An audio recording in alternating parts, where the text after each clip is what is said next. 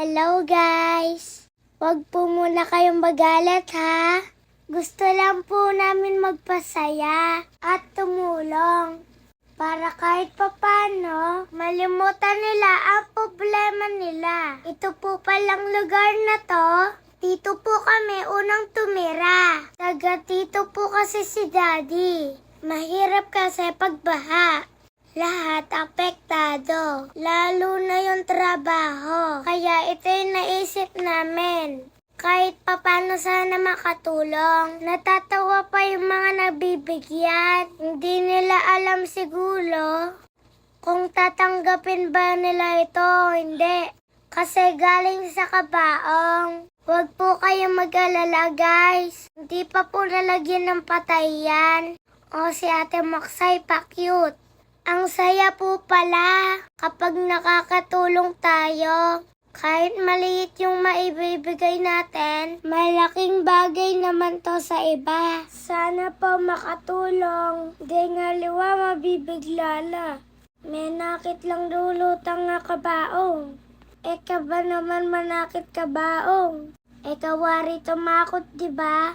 Pero sila guys, sanay na po sila. Masaya kami na nakatulong po sa inyo o sa mga gusto ng bangka dyan. Padalahan ko po kayo. Charot lang po. Ay kalago, patapos na po kami sa pagbibigay. Tulad na pa mo, at kanumakanya niya yung bangka. Bonggaya pa mo yung bangka mi. Gold na gold ya. Pwede na yung isang la. O charot lang guys. Pagkatapos po namin mamigay, naglaro na sila Daddy. Tignan nyo po sila guys. O sa mga stranded dyan, pwede nyo po itong arkilahin. Pwede po kayong umiga abang nasa biyahe.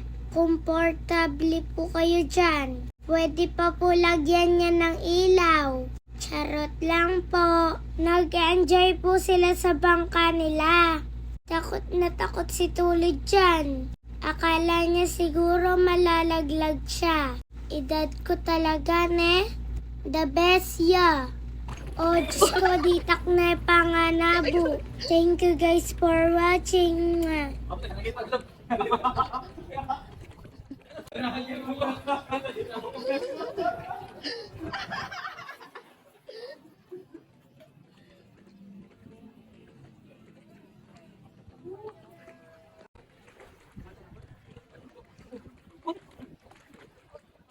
Anak mo yun.